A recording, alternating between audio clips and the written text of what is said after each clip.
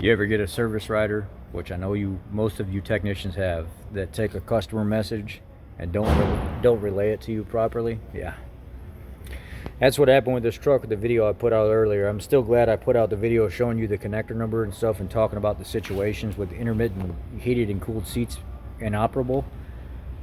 But I actually called the customer up and talked to him to figure out if the situation that he's complaining about is legit, because this thing, it wasn't malfunctioning on me, but I know those connectors are notorious for losing connection. I fixed it last time it came in here because when he bought it from another dealer used, he said nothing worked. None of the heated and cooled seats work. At least everything works now. And intermittently you can yank on the connector real hard and it'll go out, but it would never, how hard you got to yank on it and move it around is nothing compared to like being on the road and it just jarring. That alone, he said, never makes it quit. So I got just a bad batch of information from the very beginning. Young service writer trying to come up and trying to do good, but did not actually resonate what the customer was saying. He said, no dude, last time I came into the dealership, you got all my stuff working. I was very happy with that. You replaced the modules that were making noise. That's not my concern anymore. My concern was not that the stuff doesn't work. It's the fact that when I put the heated seats on early in the morning and it's cold out, I can test my passenger seat and they get hot immediately. My driver's seat, when I put my driver's seat on, my backrest gets hot immediately, but my driver's seat takes forever for it to get hot. It just feels like it's a little bit warm. It's not even hot like the rest. And I come over and I'm looking at it while I'm on the phone with him and I'm like, wait a second, this is pretty collapsed.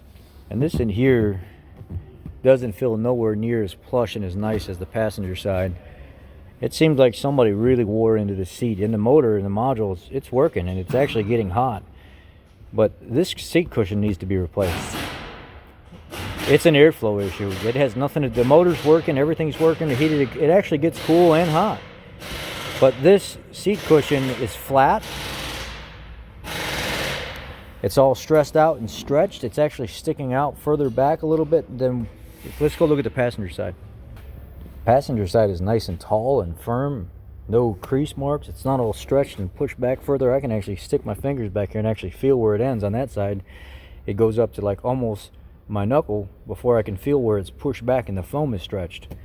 And I told him, I said, I know what's wrong with it. That heated seat cushion, it's got a pad on top, a pad underneath, and it's got cushion in the middle, and it comes as one assembly. It needs to be replaced, and it needs to be bolted back to that TED module underneath. That's what's going to fix the problem. It's not, you're not going to fix it by doing any kind of mechanical repair or anything like that. And he said, see, that's what I'm talking about. And I had a feeling that it was something like that, a restriction in the seat. But will my certified pre-owned ESP cover it? Nope.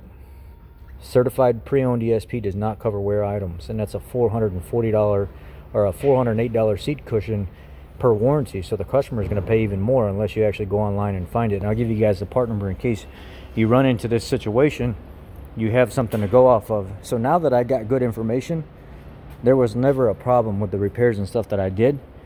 He just wants the flow in this seat to be better than what it is. And he said, I'll have to live with it unless the other dealer will replace it. So FL3Z166323D, and that's the pad cushion for these heated and cooled nicer seats in these F150s. This is a 2016 model 2.7 liter EcoBoost F150 Lariat 4x4. Yeah, unfortunately I'm not going to be able to help him here because ESP is not going to cover it. And under warranty, this is a $403 seat cushion, and total tax out the door is $443. It's higher for a customer. It's probably somewhere around $500 plus for a customer. So yeah, he's going to have to go back to the dealer where he bought it from a couple months ago and see if he can haggle with them and pinch them a little bit and see if they can actually replace this. The seat cushion is restricting the heat coming out of it. It gets hot eventually, but it just takes a while because the baffles, the channel at which the heat flows through here is not flowing properly. That's probably why the original motors had that thermoelectric overcurrent code, because they can't move air in and out properly. So it does an overcurrent cycle and it shuts them down. And then they start making noise after it happens so many times. Yeah, he's not too happy, but at least I called the other dealer up and I talked to them a little bit, and they referred. They said let him call sales and see if they can get involved and talk to sales about it and see if they can pinch sales a little bit and see if they'll spring for the seat and the time to replace it.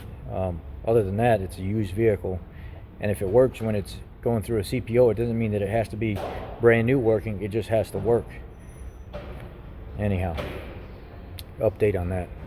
Lack of heat flow, lack of heat in a timely manner in a heated and cooled F-150 seat.